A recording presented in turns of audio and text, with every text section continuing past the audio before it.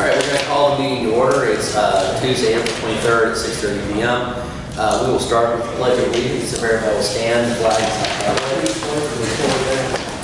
I pledge allegiance to the flag of the United States of America and to the republic for which it stands, one nation, under God, indivisible, with liberty and justice for all.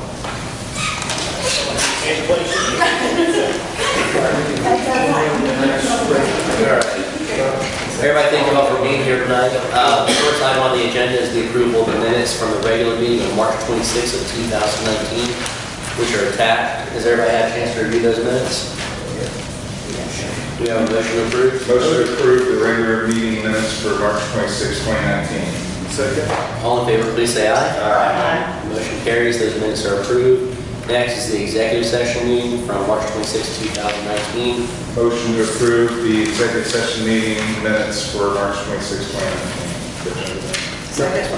All in favor, please say aye. Aye. Motion carries. Thank you. I do not have anything for the chairman's report tonight. I think we're tabling the financial report. Is that correct? Yeah, I just got this chairman's report. Yes. We'll move to the branding committee. Yeah, so Greg is back here. I think y'all got in the packet his PowerPoint, but you want to go ahead and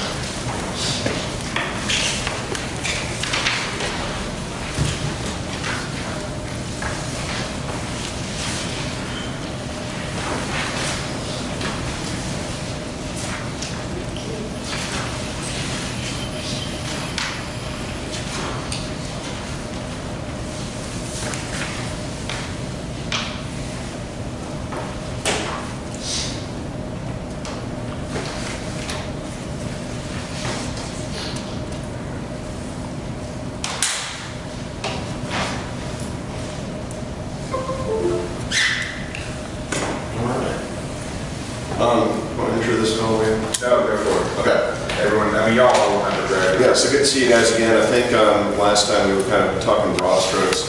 We had some meetings with subcommittees since then, and put some more meat and bones, skin, whatever you want to call it, into this in terms of process and cost. So what we wanted to do today was walk you through those things. There are some variables in here that we could probably nip and tuck, or frankly expand the other way. So wanted to make this a chance for everyone here to ask any questions about process, about scope, and about timing, so we can get rolling. So overview is the same as it was before. We're looking to create a new connected and cohesive brand concept for a city center. Did see the Business Chronicle article last week, which was pretty cool to see that in place. So there's already clearly a lot of steps in motion, but as of yet, there's not really a brand name. And what we really talked about with that was that, this idea of this micropolis metamorphosis especially is germane here in the greater metro area. So coming up with a way to have those pockets of attraction that happen almost more by neighborhood and by city than by overall metro areas is a trend that you guys are right on time for. The key that we saw with this is that how can we find a way to create a name for this so that it's something as common and as simple as the Decatur Square and Marietta Square, whatever it might be. So the big marketing objectives was to define the geography. It's not a square per se geographically. So what is it? Develop a brand name for that area so it doesn't compete with the city of Chamblee. The goal is to complement, not infringe. I think City Springs and Sandy Springs have actually done a pretty good job by doing that. Definitely want to enhance that center of gravity that you guys are creating, build on our historic flavor, embrace the concept that we're a hub for opportunity, especially as it relates to small business, which I think is kind of a unique power center for you guys. And then also build on the concept that there's genuine diversity and equanimity in the area, and strength we can play up as we set those up for this. So our approaches to that, really it's a 1, 2, 3 step. We do some immersion. We've begun some of that by having some of those deeper sub-meetings, and in that finding out that there's quite a lot of underlying data that you guys already have that we can start to build upon. We'll also do a little bit of a look around and some competitive to see how other groups have done this. Framing that in our stage 2, which is the brand strategy, this is where we try and quantify some of those users and put some personas around them to really talk about what do they need to hear from us, both people already within the city and then people we're going to hopefully attract in to the city center. And then we get to creative foundations, and really in this case it's what are we going to call it, what's it going to look like, how does that mesh with the overall Chamblee City brand, and what are some of the messages we'll use to talk about it. So there's phase one, just diving a little bit deeper at each one of these. You know, there is a long and varied history here, so before we start attracting visitors, we need to understand current perceptions of the city, this new concept, this new idea, and how's that going to affect how's it going to balance with the concept of the city. So we'll look at a few things. We'll look at current project background materials, which, like I said in the smaller committee meeting that we had, it sounds like there are plenty of documents to go through and lots of backstory there. Stakeholder inputs, which we'll detail that in a second because that's one of the areas that's pretty expansive because it sounds like we need to be pretty thorough and inclusive, but that is also an area that we could consider finding a way to nip and tuck a little bit. Do some secondary competitive and comparative research, some expanded resident and business owner perceptual research, and then some broader market-wide perceptual research. We typically do that via paid lists where we can reach out to people in the greater metro or even super metro area to say, this is the idea, what do you think? So some tasks there, you know, again, audit of current materials, secondary competitive or comparative research, and then we had really looked at doing some stakeholder inputs. So 4 key groups, city council brand workshop, you know, we thought probably 6 to 10 participants. Again, having some folks that are already representing a lot of the populace here is a good idea to start. Another group that we had heard of was the Downtown Business Owners Association, probably a little bit expanded, 10 to 15 participants there. Community leadership representatives. That, again, you know, the way that we had talked about it in a smaller group last time was this group and the next one, the advisory members, I love the term mouth of Chamblee stakeholders, would be, again, collecting some people that represent the various different parts and pieces of the different neighborhoods, associations, groups, both formal and loose within the community. Those workshops take a considerable amount of time. They typically run 2 hours just to conduct. So you can imagine that the prep is a few days, and the distilling of what we hear takes a pretty good time as well. So those are really the lion's share of this. The last couple of pieces that we have here, you know, is a consumer and business owner perception survey. We can do that using owned lists, so the lists that you already have within the city that are usable. We can do some paid lists as well there, and that can really give a lot of quantitative information, and in some ways can either educate or even take the place of some of the workshops. But because it's such a perceptual thing, I think it's going to have a lot of feeling to it. So I think we are going to need a good balance of qualitative and quantitative. And then the last one, that larger sort of non-Chamblee consumer perception survey, again, doing that online and using owned and paid. I'm going to guess more paid than owned in that case. At the end of this summary presentation, we put 8 weeks to it, and I think that is probably about right. The truth is the workshop scheduling is usually the thing that's the biggest bear. You know, the prep for this will really only take a couple of weeks, and then it's just getting them on the books so we can make it happen. Estimated cost around 35 to 40K, depending on how much scheduling work this takes and whether or not this is the right group. So if we narrow that and have maybe a workshop or 2 fewer, or if we expand it and have maybe 1 or 2 more.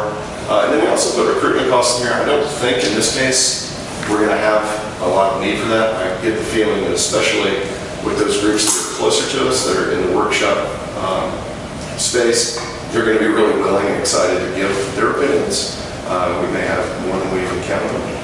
So really for me, recruiting costs are going to be more what do we have to pay for some of this so that we can get a decent enough sample size that it'll make sense. So that's phase 1. I think it's probably best for me to run through all of them, then we can come back and ask questions wherever we want to.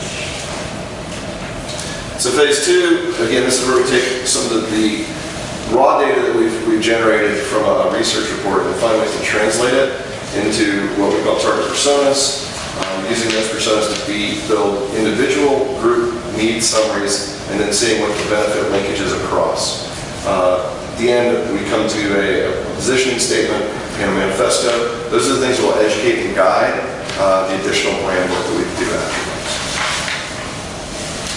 So the key tasks here are persona development.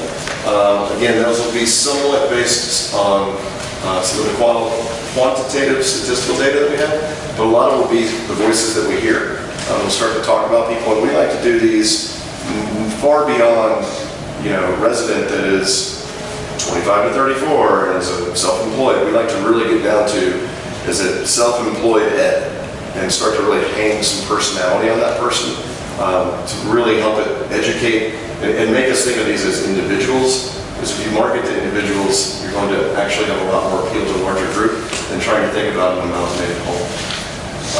We'll look at those personas and we'll look at what do they need, what do they want, distill that, try and find that linkage across, and then filter a little bit by competitive. Because I think that's what's going to be interesting. You're going to find there is a set of needs that people are meeting doing different things. So whether that's going to somewhere like a Marietta Square 1 week, or whether it's going to their local shopping centers or their local civic areas, whether it's traveling far and wide to go for maybe a weekend getaway, or it's finding ways you can do sort of more staycation things. I think that that's really going to be the interesting part, is to see where are we doing things that are different than other people in our geographies, or if we're not doing things different, how are we at least communicating them differently? Because I don't think we want to be a me too. I want to make sure that there's a way that this feels unique to this area, unique and different. From there, author position, author manifesto positions are usually a little bit more mechanical. Manifesto has a little bit more music and lyrics. And then deliver that strategy, review, refine. Typically, we spend a lot of time writing things like manifestos, so we expect to get a lot of feedback, because that's where you start to hear, these are the words we're going to use. We want to make sure that's going to resonate based on the needs we've seen. It doesn't take that long, but it's a pretty intensive 4 weeks. We're looking at 8 to 10 days. Then last, the creative foundations, and really here, we're talking more about naming and visual. The name for me is really the main reason I'm standing here.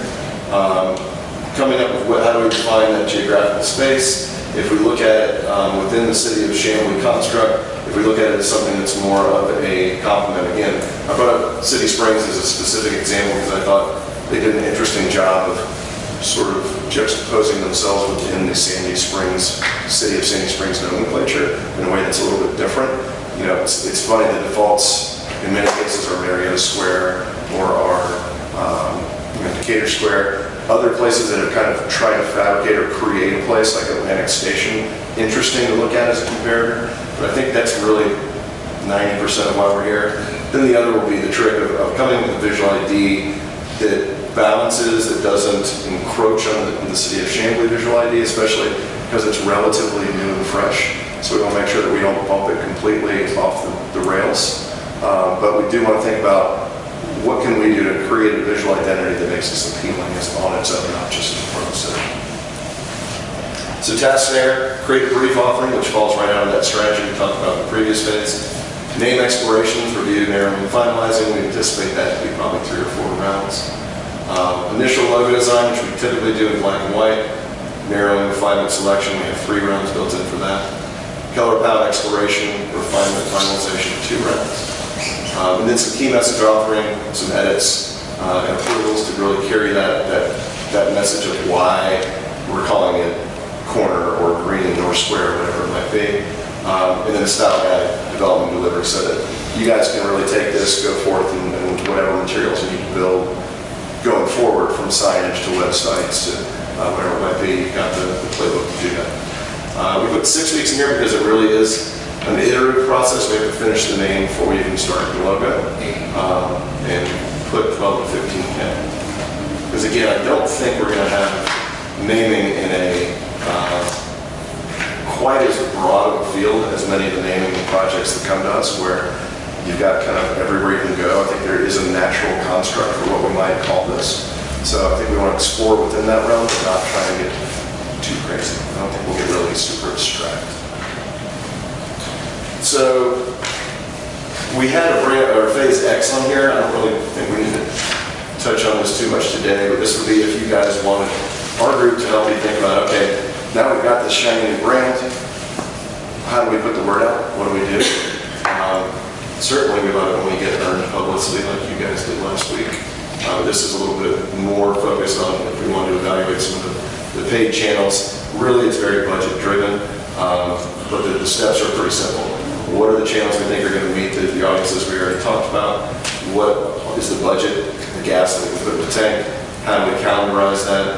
And then what are the assets we need to put in? That we left pretty open. We can revisit it next. So at the end of the day, really, we've got 3 phases that are tracking just under 6 months total. So you can kind of see where this starts and ends. I do think there can be some overlap in some places, but some of that strategy could probably back up onto some of the phase 1 as we're getting those early workshop inputs put together. But after that, it really is, unfortunately, kind of a little bit of a waterfall, not a lot of parallel pathing we can do here. So that's about all she wrote. So I don't know if you guys want to go back.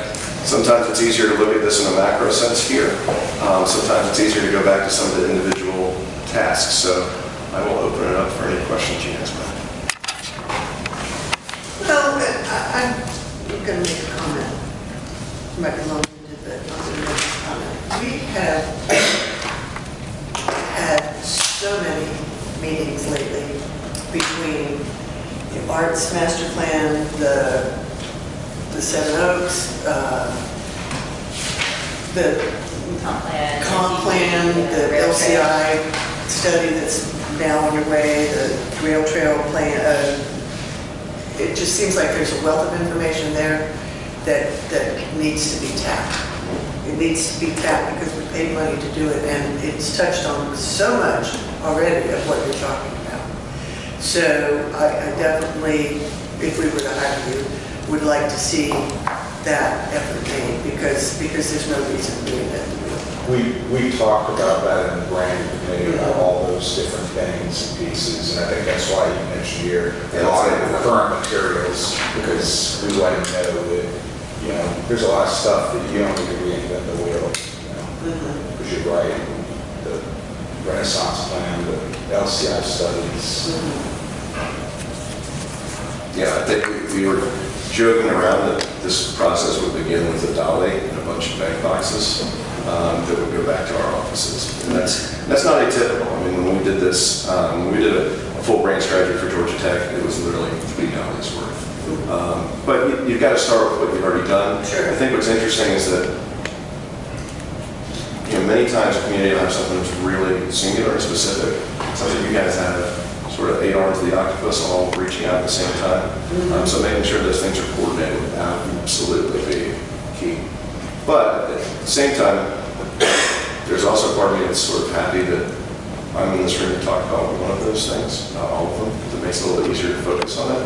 And it's a really tangible space and thing. I think that makes it a little bit, selfishly makes it easier for me. All right, fantastic.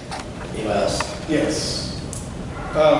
Just trying to understand, and this is outside the wheelhouse, brand position and manifesto, what are they? So brand position is typically, if you think of those two things separately, and actually I'll be totally frank, we're starting to migrate from position and migrate over to doing more manifestos, or we're even calling them anthems now. Brand position is typically a who, what, why, with a big emphasis on the why, especially when we think about differentiator. But it's a single statement, usually 1-2 sentences, that juxtapose with a competitor, you'd be able to see the difference between the two. So if you had Coke and you had Pepsi, you'd be able to understand that one is, the choice of the new generation or whatever their position is now, and one is sort of that classic refresher. Largely the same 2 things, carbonated brown sugar water, but they're positioning themselves very, very differently. You think a lot about it in things like luxury cars. If I did Land Rover versus BMW, you'd have old world adventure, ultimate driving machine. And I don't mean the taglines, this is more behind the curtains, but it's the direction that basically peels out and puts you on the right path to a tagline. With a manifesto, or we've been calling them anthems a little bit more lately because somebody took great offense to the term manifesto. 20 years doing this, it never happened. Like, oh, we can't call it that. I said, okay. But the anthem is what it sounds like. It's almost the soundtrack to, if we were going to do a 1-minute video about this thing. It's a balance of head and heart, whereas position's usually a little bit more head heavy. I am a word guy, so I like anthems a lot more. Because I feel like at the end of it, and we've had people cry at the end of anthems before, and if that happens, then you've gotten it right. And what can happen even more than that is sometimes you'll have some creative elements literally fall out of the anthem. So when it's funny, Tech's come up twice. When we were at Tech, there was a phrase that was just buried in there that said, you know, Tech, we're not doing this, we're not doing it. We're creating next. That's been their tagline now for 5 years. So they're two sort of the foundational pillars that when you get done with all this slogging through all the research, it's sort of the output that you go, oh, okay, great. And that's what we hand off to our creative team to go, in this case, do some naming and use that for inspiration for the logo.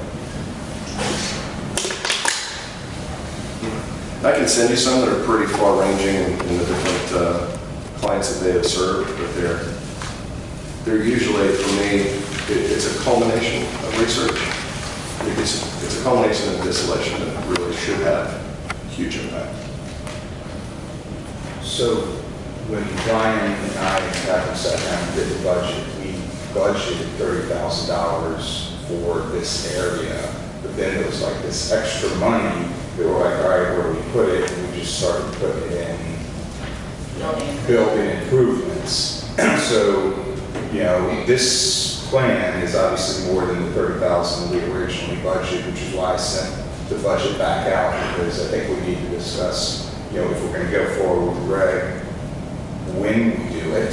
One, do we wait a few months until everything is starting to flow? Do we go ahead and start? If it's a 6-month process, I think we're starting soon. you feel like we need to start. Well, the whole point of doing this was to make sure that the branding is taking off as the shovels are going in the ground, so that by the time things are being built, tenants are coming in, there's something there more than just a structure of the building. So if that's the timing, then it comes back to the money, and I believe that if we sit back down with that budget again, there's more than 30,000 that can be repositioned. I had asked about the loan, but I was informed that we're not going to close on the, because I was thinking if we're closing on the ACU property, then interest we're paying is going to go way down, there'll be extra money in the budget, but that apparently is not going to. We'll cover that. We'll cover all of that in executive session, but we have other properties to sell as well, so there's other stuff. Is this something we should discuss at the retreat? It is. Okay. So, there was one thing in here, underlined it, now I have no idea where it is. I think you were talking about, talking to our, specific people about their needs. So yeah, we took together 4 different workshops based on last meeting that we were in, and then 2 surveys on top of that. So these 4 would be more qualitative, and those would be much more quantitative. Yeah, that's not really what I'm talking about. It kind of sounds to me like what you were saying in that is that what offerings do we not have now for our citizens? No, it's a little bit, well, I mean, some of that is going to be, those motivations that are underlying. Because we know what we're going to be offering up. So what we want to do is look and see what's motivating them. Here's one way to think about it. We had a client that is a facial laser treatment, so for fine lines and wrinkles and pigmentation. And when we put together our different personas, we ended up with like 7 or 8. And we gave them alliterative names so you can remember them forever. But we had like Fake Farrah. And her motivations were to let everybody know that she can spend the money, and she is spending money to get everything done she can get done all the time. And if you're not on board with her being a leader in that space, then it doesn't make any sense. And on the other side, we had Subtle Sarah. And she was Jennifer Aniston. I haven't had anything done ever. Never, not once. It's all vitamin water. So those are two very different mindsets who had a very good range of motivations. So we had to figure out how we could create a brand that could meet the motivations for both those groups. Okay. Same kind of thing here. Cool. All right. Cool. Thank you very much. Absolutely. Really appreciate it. Absolutely. Thanks for having me. All right. If you guys need anything else, like information for your retreat exam and stuff, just let me know. Happy to send it. Yeah, I'll circle around to it. Cool. All right, old business. Don't think we have any business to cover. We're clear on that? Yeah. Okay. And then new business, we want to talk briefly about the art center location. Leslie, you have anything you want to say? Yeah, it's just real interesting to me that we get this newspaper monthly from the Georgia Municipal Association, and this month, and they always have sort of a theme that they focus on, and this month just happens to be the City's Foundation when community becomes the developer, and something about downtowns, and why we need to accept them as they are so that we can change them. Interesting thing about Sugar Hill, and they're creating a downtown, a destination downtown, and there was one other thing in here, well, this is it right here. Kirby Glaze, I've listened to him speak several times, and he is pretty much, I think, one of the best, at least in the state of Georgia, putting together public and private monies. More how to, bring in, how you can bring in public monies to develop the things that you want to develop. I am specifically talking about this as towards an art center location. I don't have, I think that I really would like us to start brainstorming about that because I just feel time is slipping away, and I don't mean art center just painters. I mean music, dance, theater.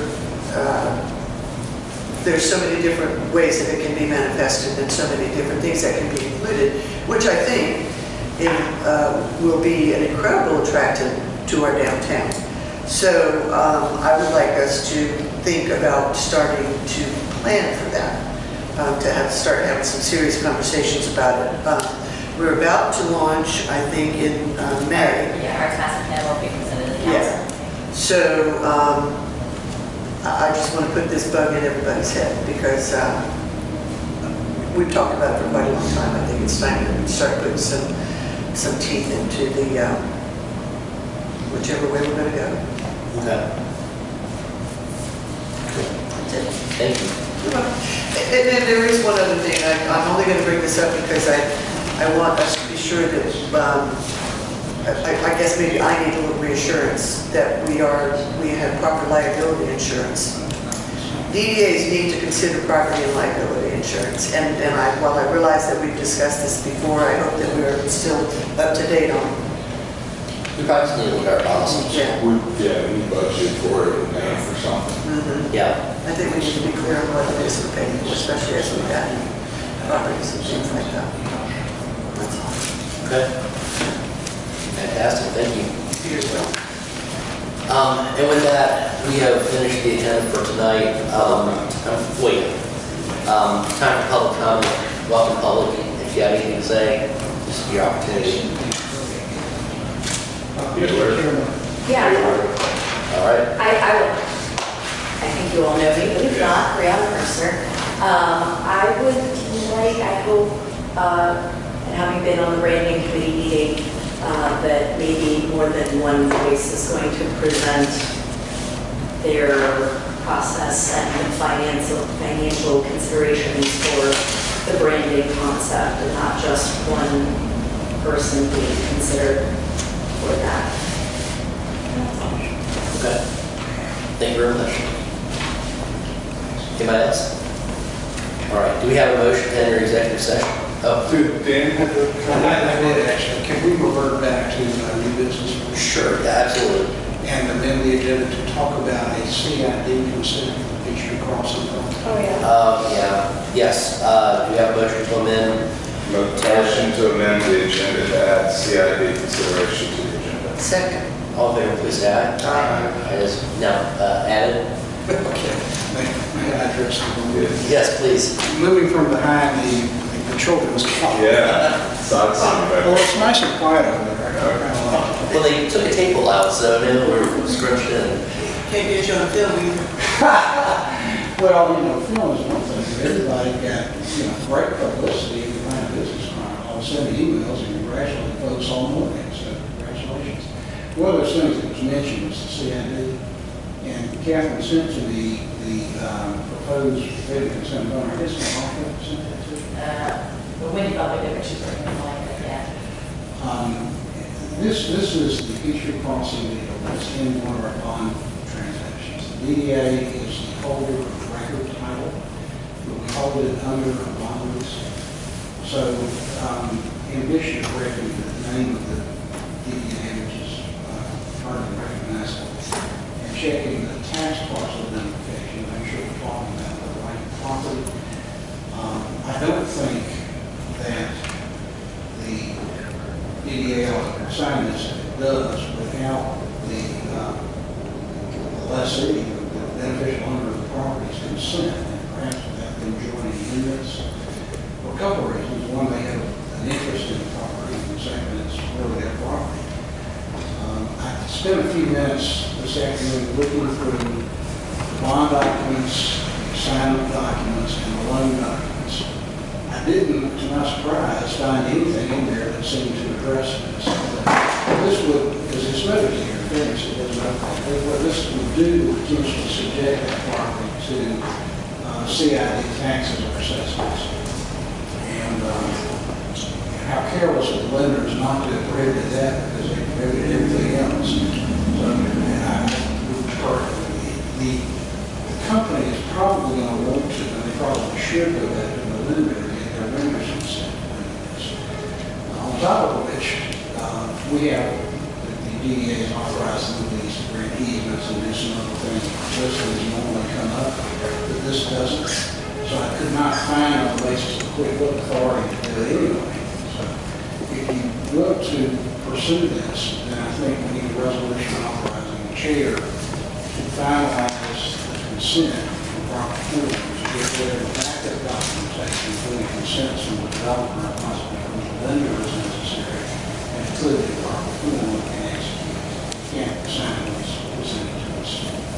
That's a good question. Let's say that all happens, and they consent, and we consent, and now that piece of property is in the CID. Since the taxes are abated, can the CID still? They can't. So really, you're talking about resolving this so that when the abatement ends, everyone's on the same page. It also counts, though, towards the creation of the CID, which is what The CID needs it to be in. And then like it's sheet, so, Oh, wow. yeah, so we're on every type. And when are, Who's presenting this document? the organizers and promoters of the CID. So this is coming to us with, that they didn't actually run this through the property yet, but they're coming directly. I don't know. they came to us months ago, actually. I think we didn't know the answer to the question. We didn't know, yeah. So let's go back to 4 months. No, you didn't miss anything. So let's go back 4 months to when we had this conversation last time, and you read the state law regarding non-taxable, and whatever you want to call it, government property owners voting on CID formation. And from what I read, we actually don't have the right to vote for CID formation because we don't pay property taxes. My recollection is that that is correct. We're not saying, we're saying that we consent, we don't say that consent's valid. I really don't think that it's a good idea to be doing things that don't count because you know more about the law than the person's asking for it, so that's a point that ought to be made to them as well. I mean, I guess the threshold question is whether the DDA wants to do this. I've got another question. Procedurally, you said it needs to be presented May 1st? Roughly? It's Friday, May 3rd. Okay, May 3rd, 2 weeks. fine, an extra 2 days. Is there any way that we could have you do the research, have a document prepared, submit it to the lender and or the property owner, and get them to review and approve it prior to May 3rd. In my experience working with these types of entities, I would put no money on that. I don't care what odds you give me, I just wouldn't put it on the table. Well, let's just go back to the part where we shouldn't even be signing consent forms. BDA should not be signing consent forms because the law, which Dan read last time, said we're not allowed to sign. Now, we can sign it, but it's against the law, and whether or not that ever gets flagged or subject to a challenge or whatever else, but isn't that why you're saying the, It's not exactly against the law, it's ineffective. It's not illegal, it's just illegal. So we have two questions I think we have to answer. Number one is, as a policy matter, do we want to participate in the CID? Number two, is there a way to participate in the CID?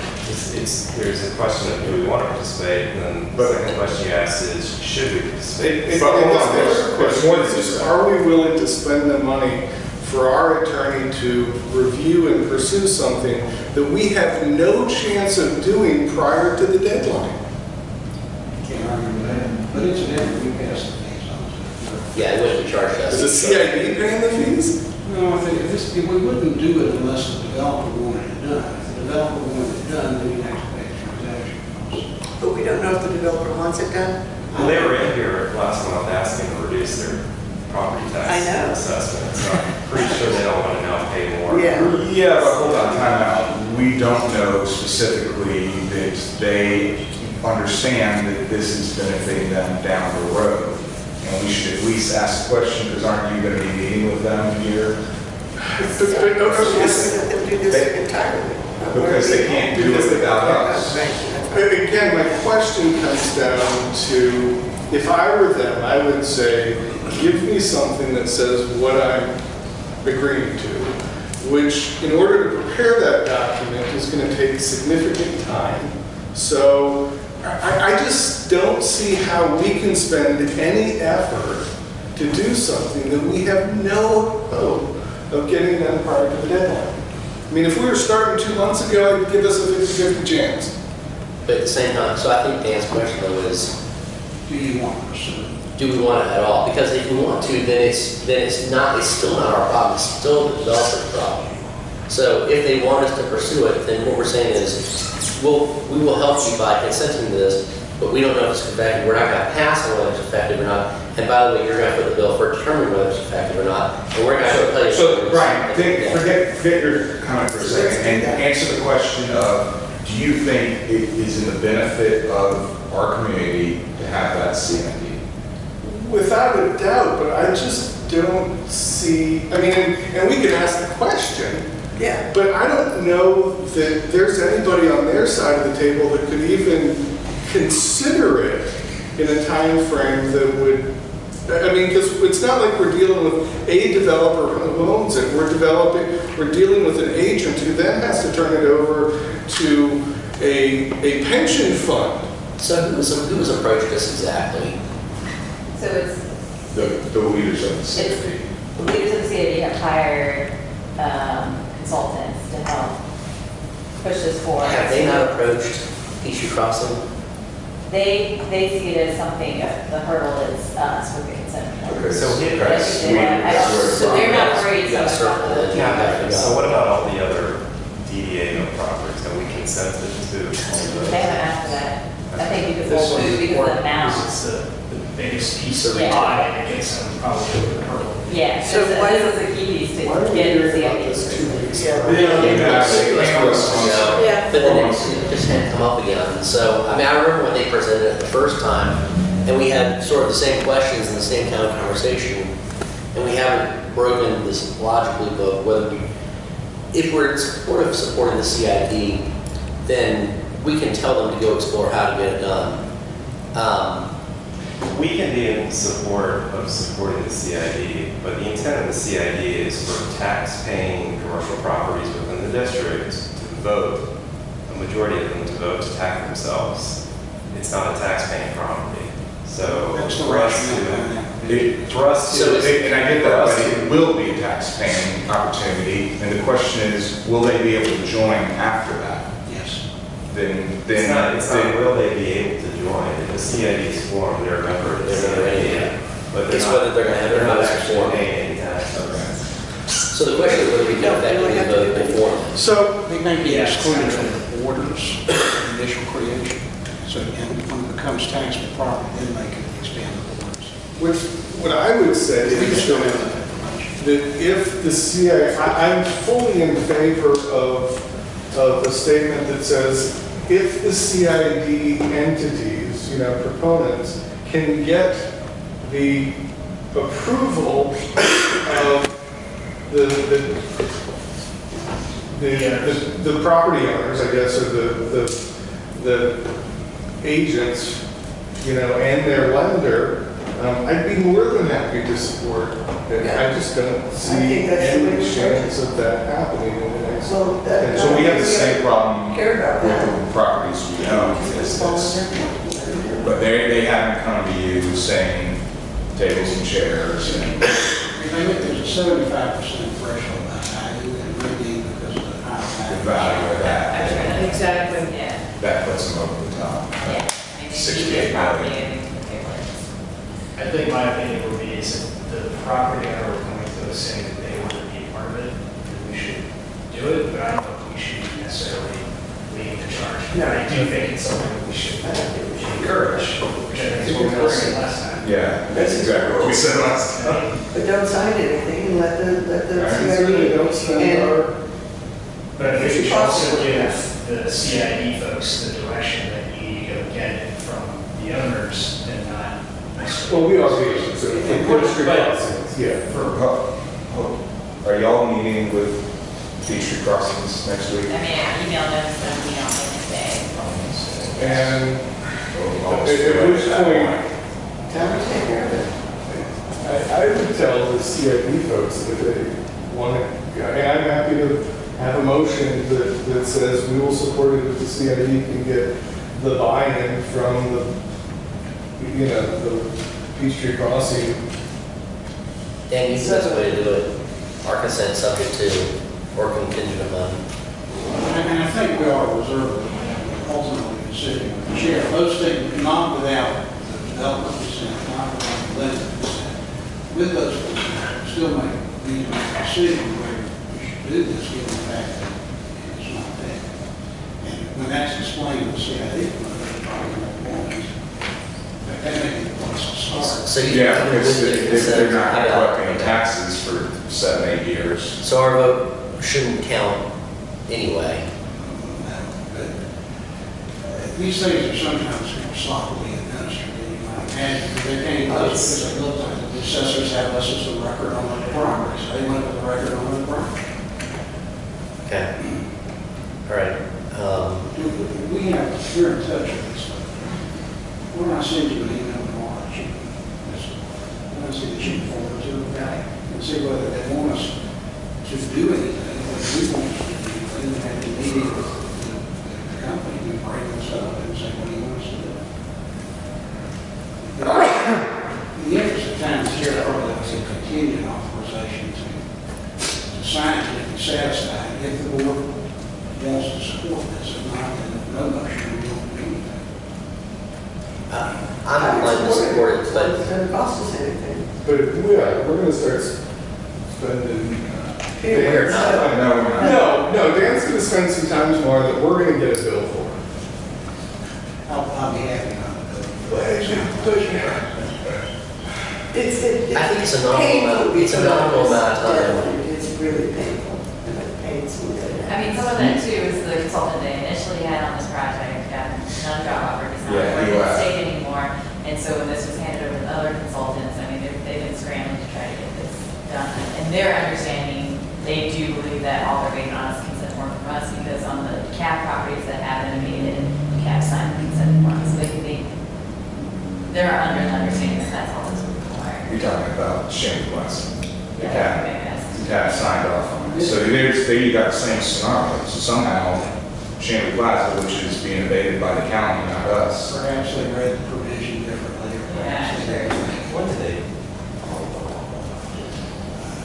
said that in a nicer way.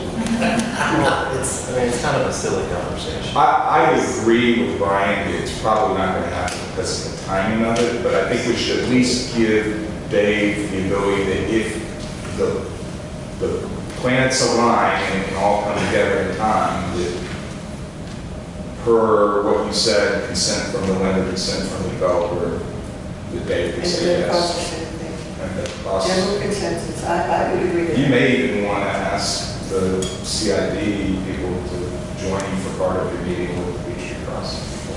That way you have them all in the room together. Because they're going to want to know what's going down. Yeah. CIDs are usually a good thing, but people do ask what's in. Yeah, Yeah. and it shouldn't be our job to pitch that to No. them, it should be the CID people. Well, I'll make a motion to give our chair the authority to consent, given the parameters that we discussed here with consent from the other parties. Second, Authorized but not required. Authorized but not required. second again. All in favor, please say aye. Aye. Opposed? Any abstentions? Thank you. All right, if there's no other business, we have a motion to go to executive session For for the purpose of discussing, real estate. and you're taxing my poor lungs here. Motion to go into executive session pursuant to OCGA 5014-13B1 for the purpose of discussing or approving a real estate transaction. Second. You like that? All in favor, I like that. All right, we're gonna go to executive session. Thank you, everybody, for, you have a motion to adjourn? Motion to adjourn.